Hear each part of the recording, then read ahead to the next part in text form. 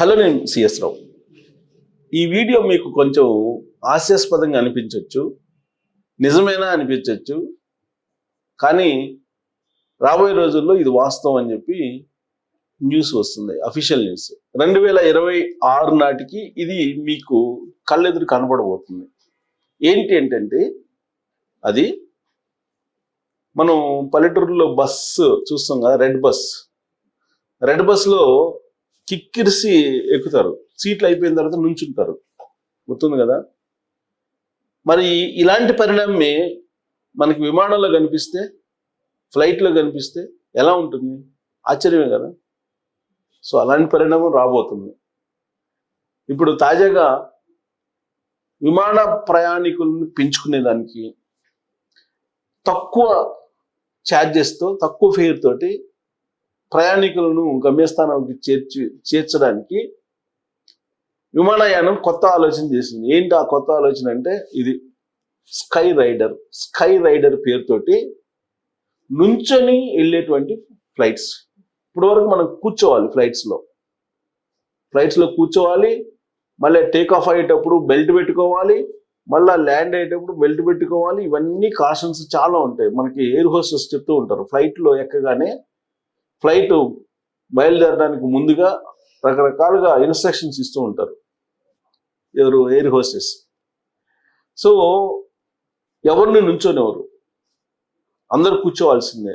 పైగా సీట్లు వెనక్కి అనుకొని కూర్చుంటే ఒప్పుకోరు, ఖచ్చితంగా ముందు పెట్టాలి. మళ్ళీ వన్స్ అది టేక్ ఆఫ్ అయ్యి ఎత్తుకెళ్ళిన తర్వాత అప్పుడు మళ్ళీ మీరు బెల్ట్ తీసేయచ్చు, మళ్ళీ ఫ్లైట్లో నడవచ్చు, ఇవన్నీ చేయొచ్చు.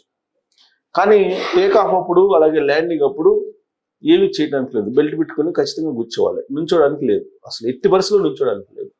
కానీ రాబోయే రోజుల్లో 2026 నాటికి ఫ్లైట్లలో, ఇప్పుడు మనం మెట్రోలో ఏ విధంగా అయితే నుంచొని వెళ్తున్నామో, బస్సుల్లో ఏ విధంగా అయితే నుంచొని వెళ్తున్నామో, అలాగా ఫ్లైట్లలో కూడా నించొని వెళ్ళేటువంటి అవకాశం కల్పించడానికి, నించొని వెళ్ళేటువంటి విధంగా ఫ్లైట్లను డిజైన్ చేయబోతున్నారు. ఆ ఫ్లైట్లు రాబోయేటువంటి రోజుల్లో అని చెప్పి ఇప్పుడు సోషల్ మీడియాలో బాగా స్ప్రెడ్ అవుతున్నటువంటి న్యూస్.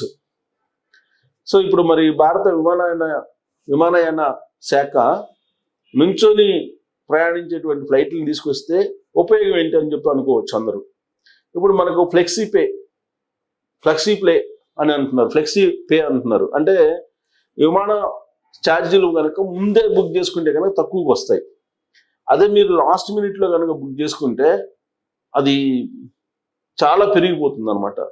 మీకు 4,000కి వచ్చేది కాస్త అది 30,000కి వెళ్ళినా ఆశ్చర్యపోతుంది లాస్ట్ మినిట్లో. అంత ఫ్లెక్సీ పే అంటే అంత పెంచుకుంటూ వెళ్ళిపోతుంటారు డిమాండ్ని బట్టి.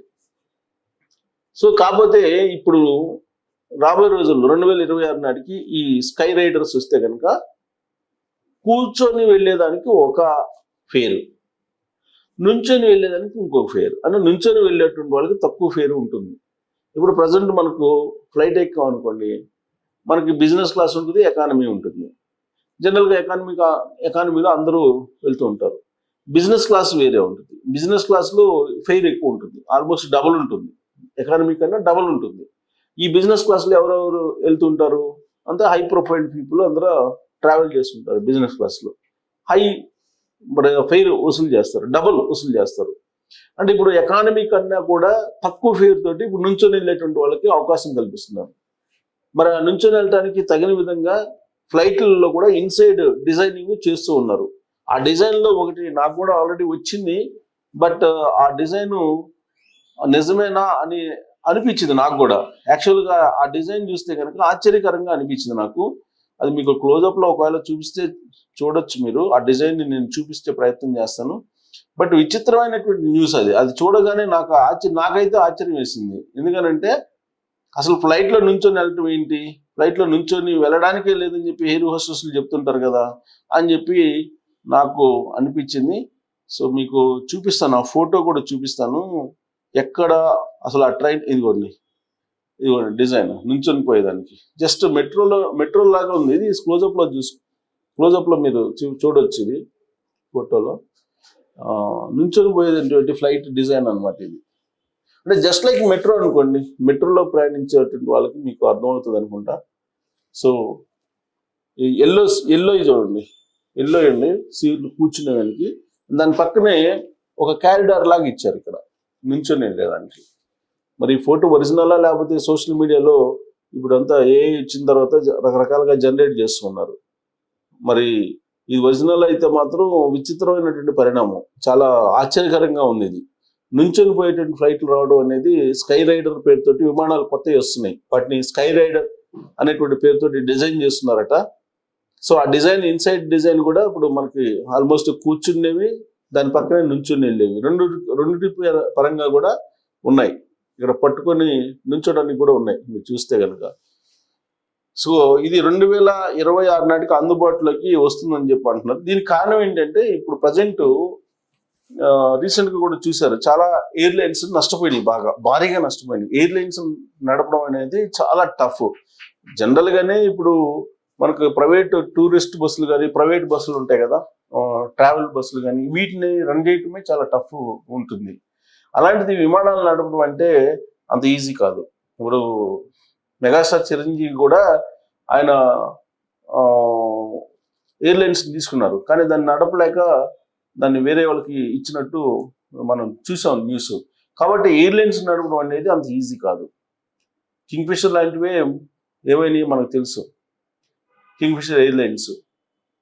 అలాగే కొన్ని ఎయిర్లైన్స్ అయితే అసలు వాటి దగ్గర ఎందుకు, ప్రైవేట్ కాదు, పబ్లికే తీసుకున్నా కానీ, గవర్నమెంట్ తీసుకున్నా కానీ, ఎయిర్ ఇండియా కానీ, ఇండియన్ ఎయిర్లైన్స్, ఇవి చాలా నష్టాల్లో నడుస్తున్నాయి. అందుకే టాటా వాళ్ళు టేక్ ఓవర్ చేస్తారు వాటిని. సో కాబట్టి అంత ఈజీ కాదు ఎయిర్లైన్స్ నడపడం. మరి ఎయిర్లైన్స్ నడపాలంటే ఏం చేయాలి? ఆక్యుపెన్సీ ఉండాలి, ఫ్రీక్వెన్సీ ఉండాలి, అలాగే అఫోర్డబుల్ ప్రైస్ ఉండాలి. ఇప్పుడు ఇండియన్లో ఉన్నటువంటి పబ్లిక్ అఫోర్డబుల్ ప్రైస్ ఉంటే కనుక ఎక్కుతారు ఫ్లైట్లు. కానీ ప్రైస్ ఎక్కువ ఉన్నప్పుడు ఇండియన్ పబ్లిక్ అట్రాక్ట్ కారు ఫ్లైట్స్కి. అందుకే సామాన్యులకు కూడా అందుబాటులో ఉండేలాగా విమాన టికెట్లను తగ్గించేటువంటి ప్రయత్నం చేస్తున్నారు. దాంట్లో భాగంగా ఈ నుంచొని ప్రయాణం చేసేటువంటి ఫ్లైట్స్ని డిజైన్ చేస్తున్నానని చెప్పి తెలుస్తుంది. సో కాబట్టి మనకి ఏదైనా సాధ్యమే, ఇప్పుడు ఏది సాధ్యం కాదు అని చెప్పి చెప్పడం లేదు టెక్నాలజీ వచ్చిన తర్వాత. సో నుంచొని పోయి ప్రయాణం చేసేటువంటి ఫ్లైట్స్ ఇప్పటి వరకైతే లేవు. అవి వస్తున్నాయంటేనే నాకు అసలు ఆశ్చర్యం కలుగుతుంది. అలా అసలు నుంచొని ఎలా ప్రయాణం చేస్తారని చెప్పి. సో ఇప్పుడు అవి రావడం ఖాయం అని చెప్పి 2026 అని చెప్పి చెప్తున్నారు. సో రాబోయే రోజుల్లో మనం నుంచొని ప్రయాణం చేసే ఫ్లైట్లో తక్కువ రేటుకి వెళ్ళొచ్చు అనేది. ఇంకోటి ఏంటంటే మీకు ఎయిర్లైన్స్ దృష్ట్యా చూసినట్టయితే నిర్వహణ ఖర్చు కూడా తక్కువ ఉంటుందని అంటున్నారు. ఎందుకంటే ఇప్పుడు సీటింగ్ కెపాసిటీ అవన్నీ తగ్గుతాయి. సీటింగ్ కెపాసిటీ తగ్గినప్పుడు మీకు ఆటోమేటిక్గా విమానం ఖర్చు కూడా తగ్గుతుంది, మ్యానుఫ్యాక్చరింగ్ ఖర్చు కూడా తగ్గుతుంది. నుంచొని వెళ్ళేదా దానికి సీట్లు అవసరం లేదు కాబట్టి. అలాగే నిర్వహణ ఖర్చులు కూడా తగ్గుతాయి అని చెప్పేసి అంటున్నారు. సో రకరకాల కండిషన్స్ పెడతారు కదా. ఇప్పుడు బిజినెస్ క్లాస్లో వెళ్ళే వాళ్ళకి ఫెసిలిటీస్ కొన్ని ఉంటాయి, ఎకానమీ క్లాస్లో ప్రయాణించేటువంటి వాళ్ళకి కొన్ని రకాల ఫెసిలిటీస్ ఉంటాయి. వీళ్ళకన్నా కూడా బిజినెస్ క్లాస్లో వెళ్ళేటువంటి వాళ్ళకి ఎక్కువ ఫెసిలిటీస్ ఇస్తూ ఉంటారు.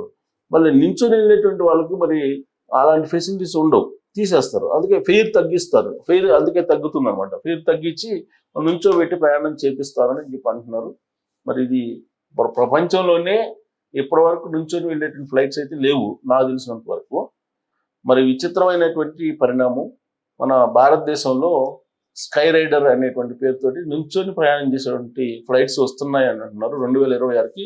2026 అంటే జస్ట్ జగన్మోహన్ రెడ్డి గారి భాషలో చెప్పాలంటే కన్ను మూసి కన్ను తెరిస్తే 1 year అయిపోతుంది.